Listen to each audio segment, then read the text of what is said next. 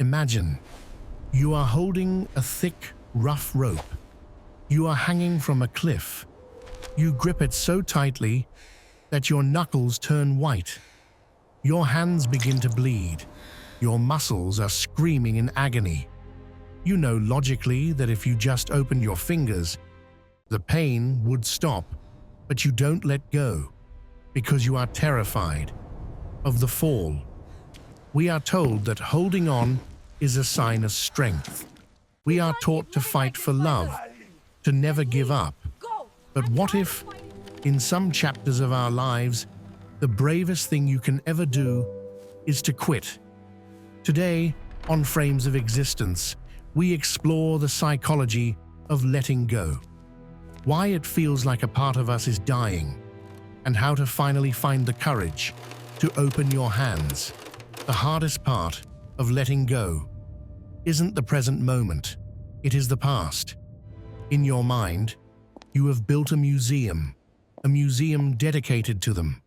You walk through the halls, looking at the statues of your best memories, the way they smiled at you in the rain, the trip you took together, the promises they made in the dark. You polish these memories every single day. You keep them bright and shiny, but you ignore the other rooms in the museum. The rooms locked away in the shadows. The rooms filled with the nights you cried yourself to sleep. The anxiety, the silence, the neglect. You are in love with a curated version of history.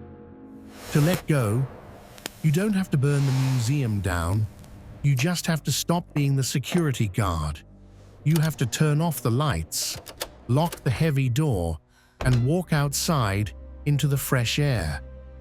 Why does losing someone feel like losing yourself? Psychologists say that our identity is not singular. It is tangled with the people we love.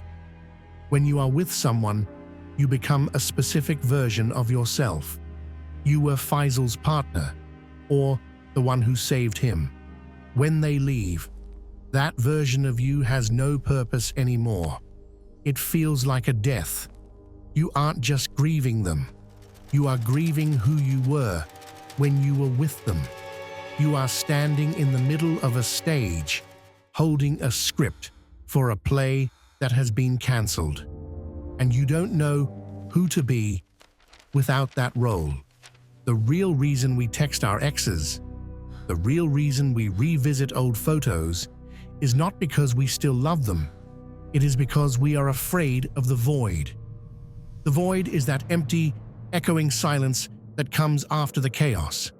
When you let go, there is a space, a quiet, empty space in your chest. And that silence is terrifying. So, we fill it with noise. We fill it with obsession. We fill it with pain. Because feeling pain is better than feeling nothing. But here is the secret. The void is not your enemy. The void is a canvas. You cannot paint a masterpiece if the canvas is already full of old, messy scribbles. You need the empty space to build a new life. In Japan, there is an ancient art called kintsugi. When a precious bowl is broken, they do not throw it away. They fix the cracks with liquid gold. They believe that the scar makes the bowl more beautiful, more valuable than before.